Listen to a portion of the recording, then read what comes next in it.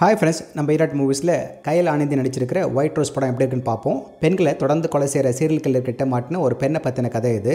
மேலே பதிவுக்குள்ளே போகிறதுக்கு முன்னே நம்ம ஈராட் மூவிஸில் வாரம் வெளியாகிற எல்லா மொழி படங்களோட விமர்சனத்தை பார்க்குறதுக்கு நீங்கள் மறக்காமல் அந்த சப்ஸ்கிரைப் பட்டனை கிளிக் பண்ணி என்கரேஜ் பண்ணுங்கள். இப்போ இதோட கதையை சுருக்கமாக பார்ப்போம். சென்னையில் ஒரே மாதிரி பாணியில் பெண்கள் அடுத்தடுத்து கொலை செய்யப்படுறாங்க. அதே சென்னையில் அஷ்ரப் தன் ஒய்ஃப் திவ்யாவோட பிறந்தநாளை கொண்டாடுறதுக்கு பைக்கில் அவளையும் குழந்தை திவ்யாவையும் டின்னருக்கு அழைச்சிட்டு போயிட்டு இருக்கான். அப்போது ஒரு தீவிரவாதியை போலீஸார் என்கவுண்டர் பண்ணும்போது தவறுதெல்லாம் அங்கே வர அஷ்ரப் மேலே குண்டுப்பட்டு இறந்துடுறான். அவன் மனைவி திவ்யா அவனையும் கூடவே அவன் சம்பாத்தியத்தையும் இழந்துட்டு நிர்கதியாக நிற்கிறா. அதுக்கு மேலே அவளோடது கலப்பு திருமணமானதால் அவளோட குடும்பத்தாரும் அவளை ஏற்றுக்காம போகிறாங்க. இந்த சமயத்தில் ஹஸ்பண்டுக்கு கடன் கொடுத்தவன் தொந்தரவு செய்ய ஆரம்பிக்கிறான். ஒரு நாள் விஷயம் கைமீறி போய் அவள் குழந்தைய கடத்திடுறான்.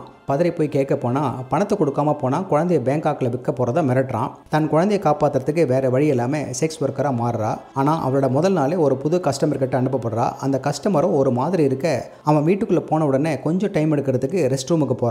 அங்கே கை தவறி விழுந்து போன மோதிரத்தை தேட போய் ஒரு துண்டிக்கப்பட்ட விரலை பார்த்து அதிர்ச்சி ஆகிறா.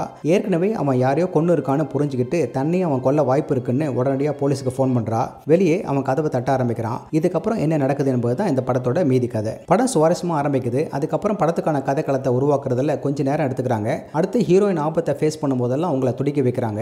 இதை இன்னும் அதிகமாக்க சரியான ஒரு பயமுறுத்துற பேக்ரவுண்ட் மியூசிக் வேற போட்டிருக்காங்க. நான் லீனியர் நெரட்டிவ்ல ஒரு எதிர்பார்ப்பையும் கூட்டி போரடிக்காம கொண்டு போறாங்க.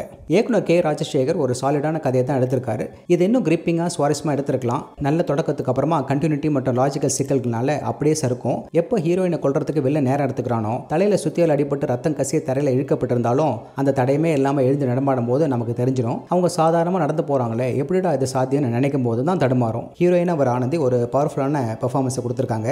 இதில் அடுத்தடுத்து இவங்களுக்கு வர மாதிரியான கஷ்டங்கள் வந்தால் எப்படி ஒருத்தர் சமாளிக்க முடியும்னு தெரியல. வில்லனா வர ஆர்.கே. சுரேஷுக்கு படம் முழுக்க வசனமே இல்லாத ஒரு சுவாரஸ்யமான கதாபாத்திரம். அவர் ஒரு உளவியல் கோளாரோட போராடுற சீரியல் கில்லர். இவருக்கான போர்ஷனை இன்னும் கொஞ்சம் பில்டப் பண்ணி அடுத்த லெவலுக்கு போகிற வாய்ப்பை தவற விட்டுட்டாங்க. ஓவரால் இந்த ஒயிட் ரோஸ் படத்தோட பெரும்பகுதியை நல்ல கிரிப்பிங்காகவும் சஸ்பென்ஸோடையும் கொண்டு போயிருக்காங்க.